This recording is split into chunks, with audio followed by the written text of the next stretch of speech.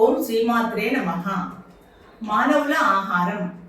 ఏదైనా వ్రతం చేయాలనుకున్నప్పుడు, ఉదాహరణకి హనుమద్ వ్రతము, సత్యనారాయణ స్వామి వ్రతము, వరలక్ష్మి వ్రతము, వైభవలక్ష్మి వ్రతము, ఏ వ్రతం చేసినా దేవుడికి శాకాహారాన్నే నివేదిస్తాము. మనం కూడా ఒక పూట ఉపవాసం ఉండి శాకాహారాన్ని భోజనం చేస్తాం, కానీ మాంసాహారాన్ని తినము కదా. అలాగే హనుమత్ దీక్ష, శివ దీక్ష, భవానీ దీక్ష, అయ్యప్ప దీక్ష, ఈ దీక్షలలో కూడా శాకాహారాన్ని నివేదన చేస్తాం. నిత్య పూజలో నీచు తిన్నామని ఆ రోజు పూజలు చేయరు. గుడ్లను, మాంసాహారాన్ని దేవుడికి నివేదించరు. మరి మాంసాహారాన్ని తినడం అనేది దేవుడు ఏ విధంగా హర్షిస్తాడు?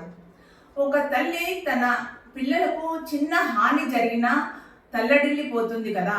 అలాంటిది ఆ జగన్మాత అంటే జగత్తుకే మాత, సర్వ ప్రాణులకు మాత. అటువంటి తల్లి జంతు బలిని ఎలా కోరుకుంటుంది? శాస్త్రాలు, ఆచారాల పేరిట అమ్మవారి పేరు చెప్పుకొని చేసే హింసా మార్గాలవి. అడవులలో మునులు, ఋషులు ఆకులు, అలములు, పండ్లు, తులసి తీర్థంతో వేల సంవత్సరాలు తపస్సు చేసి దైవాన్ని దర్శిస్తారు. వారికి ఆ శక్తి ఎలా వచ్చింది? శాకాహారం అనేది ధ్యానానికి ప్రాథమికమైన పునాది రాయి.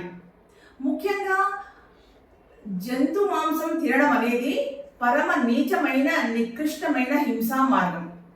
అది రాక్షసుల భోజనం, మానవుల భోజనం కాదు, దేవతలది అంతకన్నా కాదు.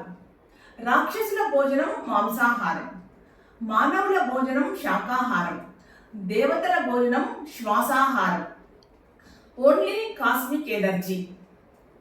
ధ్యానం అనేది మాంసాహారులను శాకాహారులను చేస్తుంది, శాకాహారులను శ్వాసాహారులను చేస్తుంది. అంటే రాక్షసులను మానవులుగా చేస్తుంది, మానవులను దేవతలుగా చేస్తుంది. హింసను వదలండి, పరమహంసలు కండి. మనం పరమహంసలము, కబీరులము వచ్చే జన్మలో అవుదామా? కాదు, ఈ జన్మలోనే కావాలి. ఇప్పుడే పరమహంసలు కావాలి. జై శ్రీరామ్.